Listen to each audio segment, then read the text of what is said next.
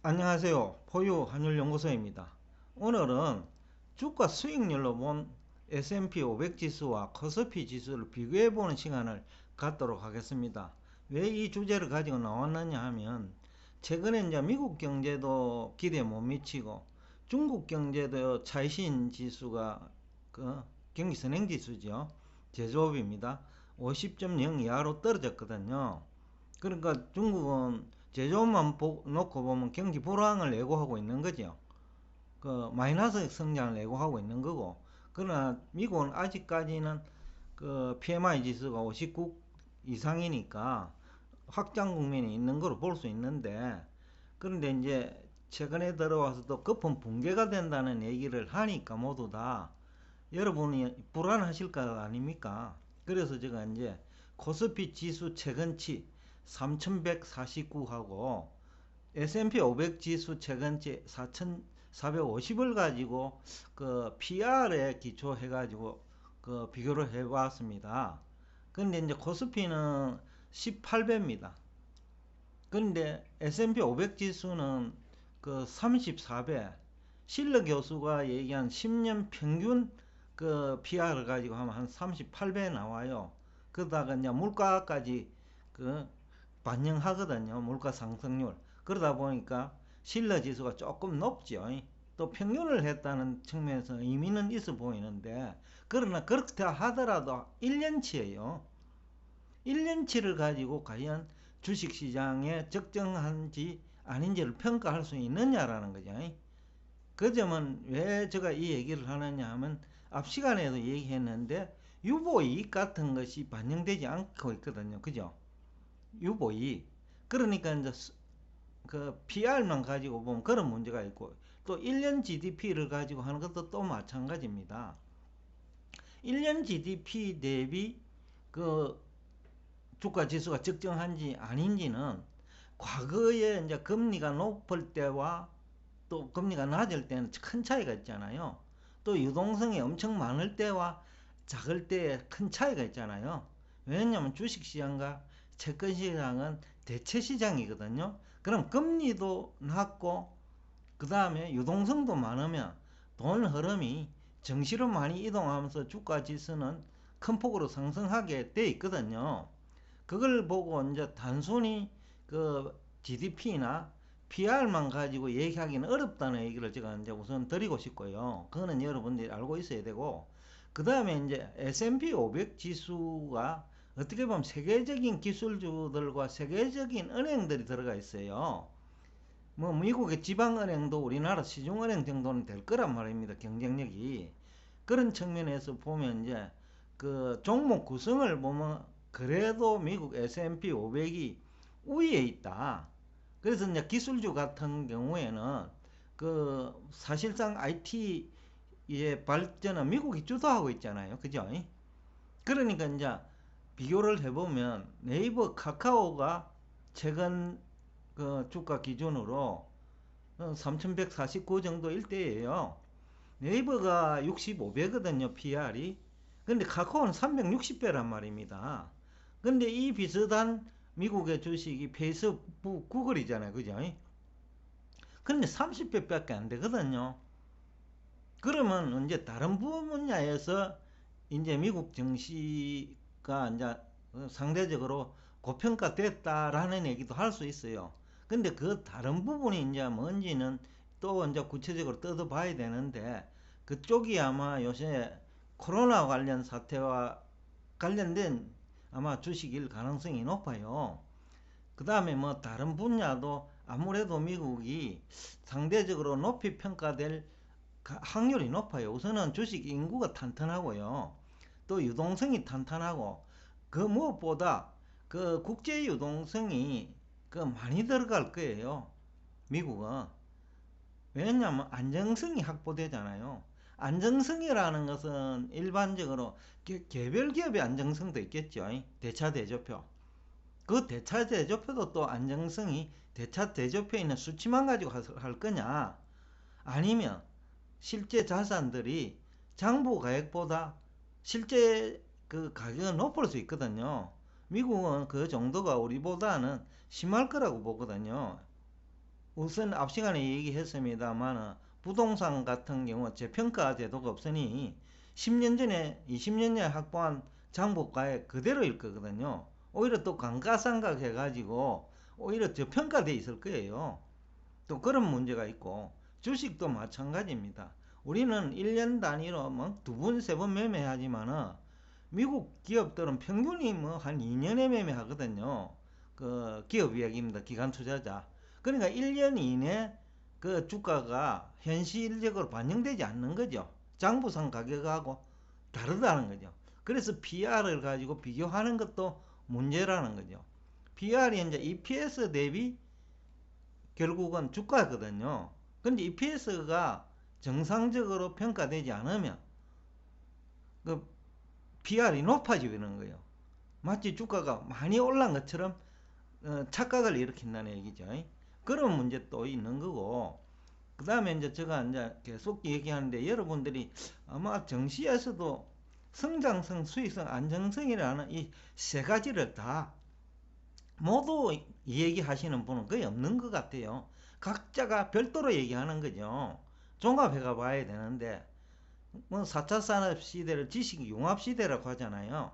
특히 정시에서는 대단히 중요하거든. 지식을 융합할 능력이요. 그런데 그 뭐 GDP 하나만 가지고 본다거나 그것도 1년 GDP 또 수익성을 얘기하더라도 1년 그 EPS를 본다든지 그렇게 해가지고는 그 정권 시장을 제대로 평가하기 어려워요. 그게 대표적으로 성장성이잖아요. 어떻게 미래를 보고 얘기하거든요. 그럼 또 역설적으로 과거도 봐야 된다는 얘기거든요. 그죠? 물론 과거는 주가에 반영돼 있다고 하는 사람도 있겠지만은 그런데 가치주들은 그 증시가 화랑을 보일 때는 제대로 주가에 반영 안 되거든요. 그런데 증시가 안정 국면에 들어가면 가치주들이 반영된단 말입니다. 그러니까 그런 또 성질도 있고 그래서 종합적으로 볼 필요가 있다. 그런 측면에서 제가 오늘 S&P 500 지수와 코스피 지수를 비교하고 있는 거예요. 그래서 제가 이제 예를 하나 들어보면 애플이 2004년에는 주당 1불 했어요. 그때 이제 PR이 얼마냐 하면 한 80배, 85배 사이에 있었어요. 그런데 이제 지금 어떻느냐 하면요. 154불 하잖아요. 근데 PR은 미국 평균보다 낮아지가 있거든요. 쉽게 얘기하면 이제 애플이 가치주로 변해버린 거죠. 성장주에서. 그렇다고 애플이 그러면 그 성장주가 아니냐 하면 그것도 또 아니거든요. 애플이 뭐 전기 자동차에도 진출한다 이러잖아요. 그 자체가 또 미래의 성장성이거든요. 그렇기 때문에 애플은 그럼 저평가되어 있다고도 할 수 있는 거예요. 미래를 반영한다고 보면. 그죠? 또 미국의 금리 수준을 가지고 얘기하더라도 저평가됐다고 얘기할 수 있는 거예요. 그런 측면에서 우리가 한번 봐야 된다는 얘기를 할 수 있고, 그래서 미국 그 주가 지수와 한국 주가 지수를 더군다나 우량 기업을 우리 코스피 지수에는 우량하지 못한 기업도 많이 포함되어 있거든요. 근데 S&P 500 기업은 우량 기업이란 말입니다. 한국과 비교할 때 상대적으로 우량 기업은 우선은 부도 위험이 훨씬 낮잖아요. 그죠? 그 다음에 대차대조표에 제대로 평가되지 않은 자산이 있다라는 거죠. 그러니까 단순히 이렇게 비교해가지고 그것도 한 해 영업이익과 한 해 GDP를 가지고 비교해가지고 높다 낮다라는 얘기를 하기는 좀 문제가 있다라는 얘기를 제가 하고 있고 그렇다고 미국 증시가 거품이 없다라는 얘기를 하는 건 아니에요. 거기도 성장 속도에 비해 가지고는 지금 주가가 너무 빠르니까 PR이 이제 34배까지 나온 거예요. 그리고 이제 이 34배라는 것도요. 금리가 1% 정도잖아요. 지금 시장 금리가 뭐 1.1%에서 1.5% 사이인데 과거 그 2007년도에 시장 금리는 그때 뭐 한 6, 7% 됐을 거예요. 그때 이제 15배하고 비교를 하면 오히려 저평가되어 있는 거예요. 주식시장과 채권시장이 대체시장이라고 하면. 그러니까 채권시장이 오히려 더 거품이 심하다는 얘기를 할 수가 있죠. 그러면 채권 가격이 거품이 붕괴되면 이제 주식시장도 당연히 이제 고평가 얘기를 할 수 있겠죠. 그런데 이제 시장 금리가 지난 약 한 10년간을 보면 경기가 불황일 때 오히려 더 낮아지고, 그죠? 왜냐하면 투자자 입장에서는 안전자산이 돼버리거든요. 국채 같은 경우에는. 그러니까 또 그 시장금리 상승을 막아버리는 거예요. 그렇다면 주식시장과 채권시장은 대체관계로 계속 남는 거거든요. 그까지 이제 얘기를 해야 된다는 거죠. 그래서 과거 그 금리가 연 6%고, 그죠?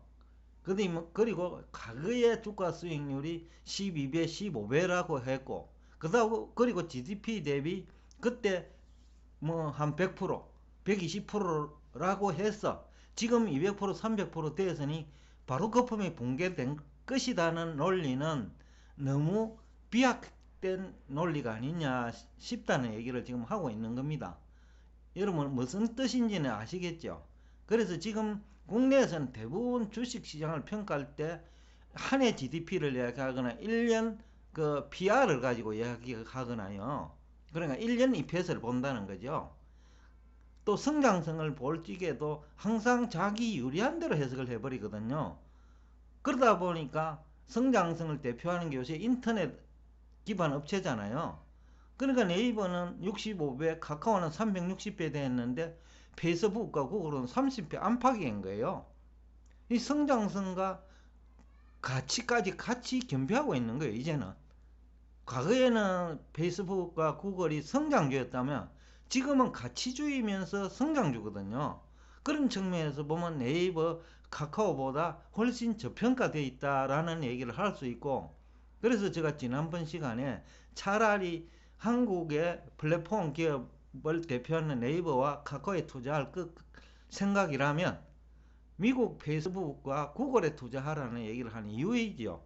그 외에도 지난 시간에 얘기를 했습니다만 미국이 기축통화라는 것도 안정성 측면에서 굉장히 핵심 포인트거든요. 비기축통화 국가는 외환시장에 대응이 어렵단 말입니다. 더군다나 경제 전문가라고 하는 사람들이 엉터리 외환시장 전망을 하면 대응이 안 되는 거예요. 그런데 기축통화 국가는 외화 이꼴은 자국 통화이기 때문에 그런 문제가 없는 거예요. 그래서 그런 게 또 안정성이라는 거죠. 여러 가지 측면에서 이제 단순히 한 2배 정도 높다는 이유만으로 또 금리까지 고려하면요. 과연 미국이 S&P가 그 내년에 과거에 경험해 보지 못한 낙폭이 있을 것이냐, 쉽게 하면 대공황과 같은 사태로 발전할 수 있을 것이냐는 저는 회의적이죠. 그런 분들의 주장에 쉽게 하면 동의할 수 없다는 얘기인데, 여하튼 모르겠어요. 판단은 뭐 할 수 있고, 또 주식시장은 한번 붕괴되면 또 예상보다는 큰 폭으로 붕괴돼요. 그런 걸 고려하더라도 시중 유동성이 너무 많고, 그죠? 그 다음에 안정성 측면에서 차이가 있고, 미국은 세계적으로 위험이 할 때마다 달러가 강세를 보이거든요. 그런 측면에서 각국의 기관 투자자들이 안정성 확보 측면에서 쉽게 하면 주식에서는 깨지더라도 환율에서 우리가 50% 상승하는 걸 두 번이나 경험했잖아요. 1년 만에. 그러니까 그런 걸 감안하더라도 20%만 커버해 주더라도 한국보다는 상대적으로 안전하다는 거죠. 그것이 한국만의 문제가 아니라는 거거든요. 다른 나라도 똑같다는 거죠, 신흥국은요. 그래서 그런 측면까지 종합적으로 보면 너무 지나치게 공포 분위기를 조성하고 있는 거 아니냐라는 얘기를 하고 있습니다. 여러분 설득력 있습니까?